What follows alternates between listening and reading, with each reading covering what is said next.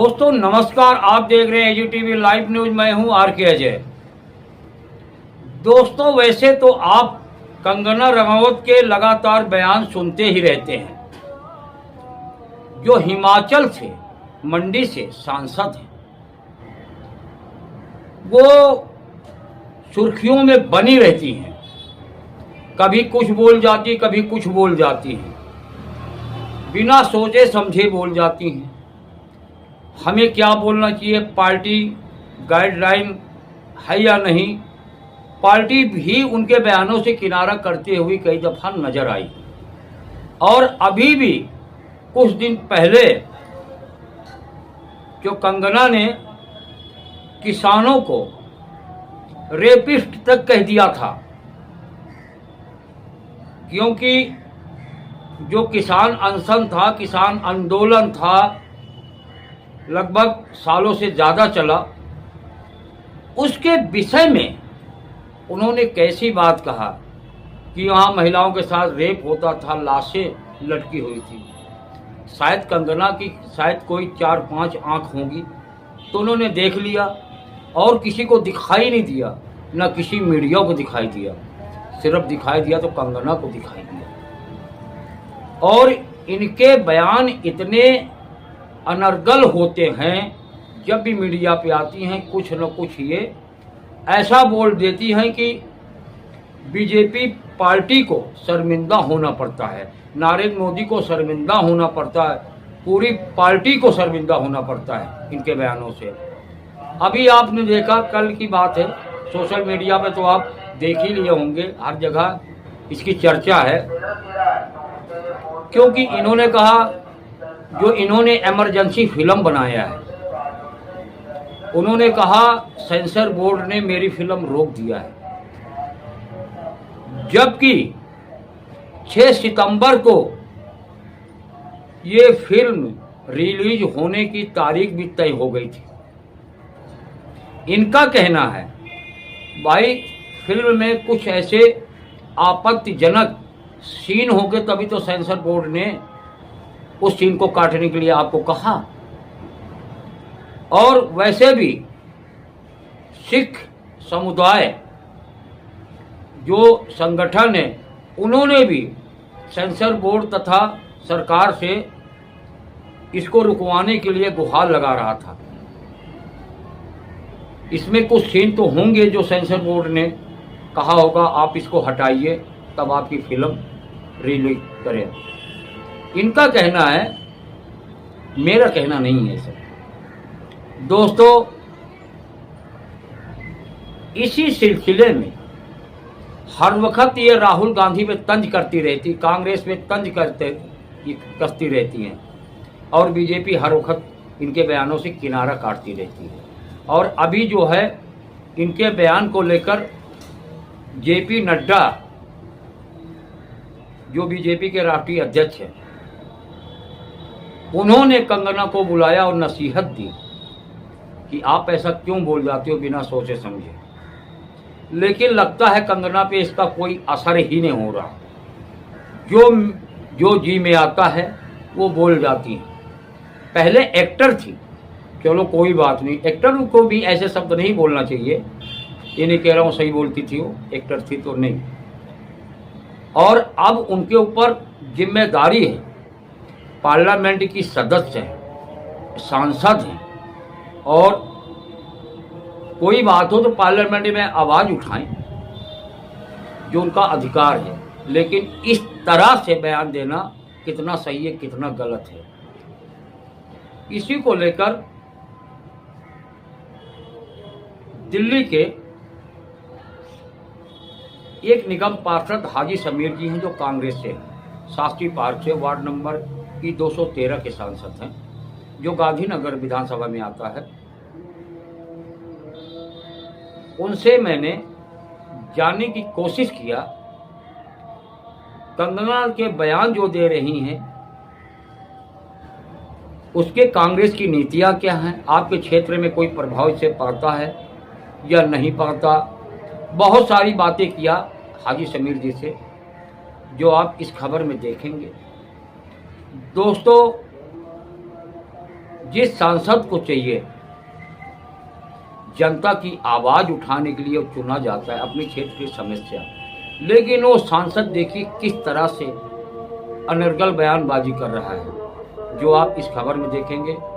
दोस्तों, हम सीन तो नहीं दिखा पाएंगे, उन्होंने कंगना की सीन, लेकिन जो आपने सोशल मीडिया में पहले देख लिया, लेकिन हाजी समीर को जरूर दिखाएंगे। दोस्तों देखिए आगे। नमस्कार। जैसा आप जानते हैं, इस समय राहुल गांधी छाए पड़े हैं। कांग्रेस पार्टी इस समय छाई पड़ी है, जहां देखो छाई पड़ी है। उधर कंगना रनौत का बयान किस तरह किसानों को आतंकवादी, माओवादी, रेपिस्ट तक कह दिया, यानी कि इसको लेकर इस समय घमासान मचा हुआ है। इस समय शास्त्री पार्क में हूँ, यहाँ जो है वार्ड नंबर क्या सर 213, वार्ड नंबर 213, जहां कांग्रेस से निगम पार्षद हाजी समीर जी हैं।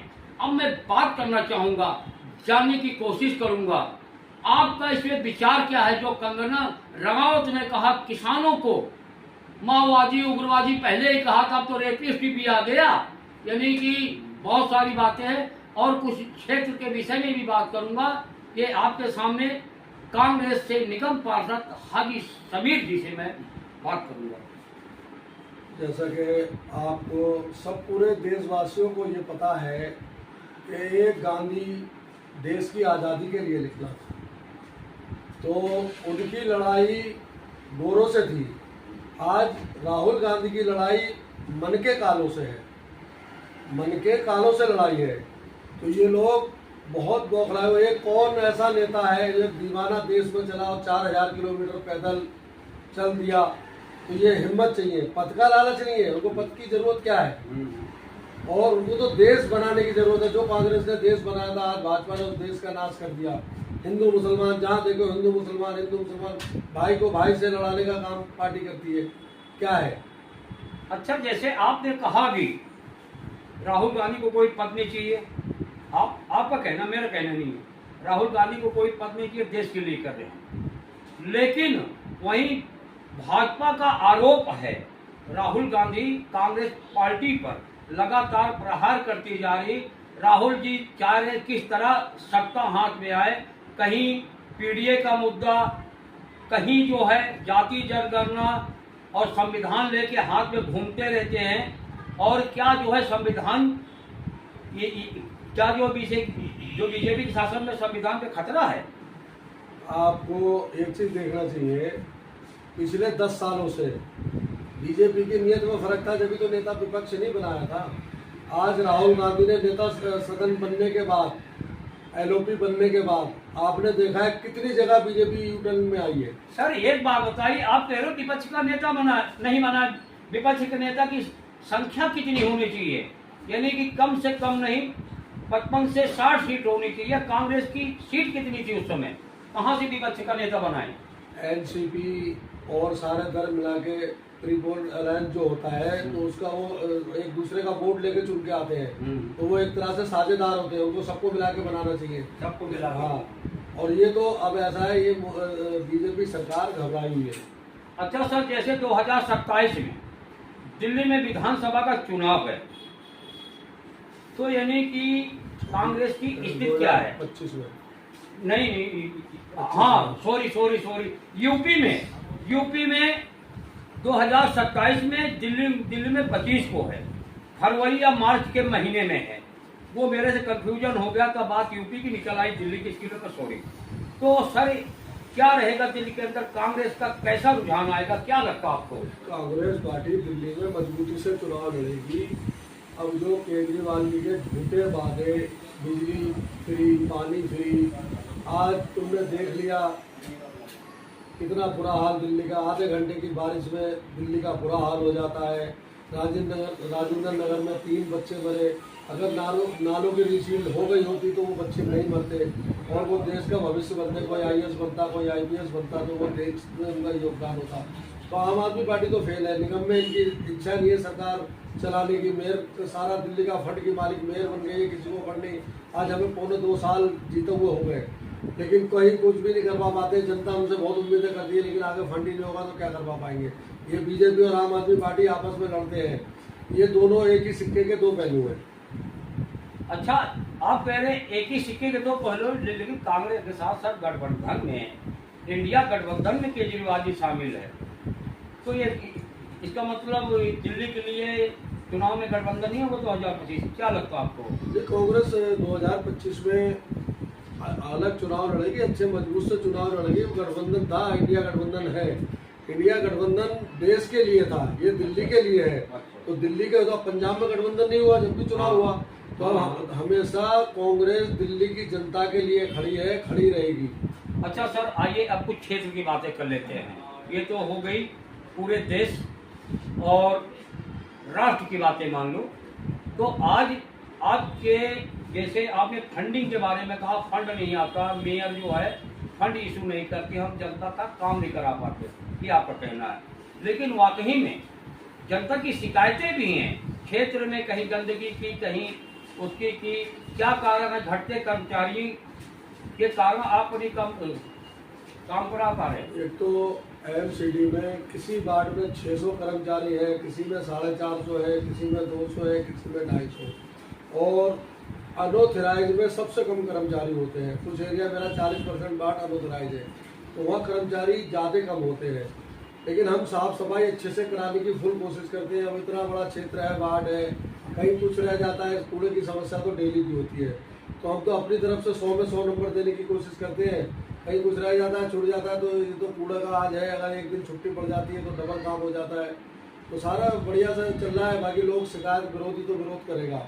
हमें लोगों की सेवा करना है, लोगों ने हमें सेवा के लिए चुना है, हम सेवा कर रहे हैं, करते रहेंगे। ये थे हाजी समीर जी, जिन्होंने कहा लोगों ने हमें चुना है, सेवा के लिए हम सेवा करते रहेंगे। काउंसलर साहब के विचार तो बड़े अच्छे हैं। जैसे इन्होंने कहा कभी छुट्टी पड़ जाती है तो काम डबल हो जाता है। वाकई में कूड़े की समस्या आज से नहीं है, बरसों बरस से है, और ये बनी भी रहेगी। कोई भी आ जाए, कहीं भी, दिल्ली क्या पूरे भारत की स्थिति है, ऐसी स्थिति है। और रही बात, मैंने इनसे कई सवाल किया सेंट्रल के मुद्दे पर, राज्य के मुद्दे पर, क्षेत्र के मुद्दे पर, इन्होंने बाखूबी जवाब दिया। आप देख रहे हैं AG TV लाइव, प्रतिमा चौरसिया के साथ मैं RK अजय, दिल्ली।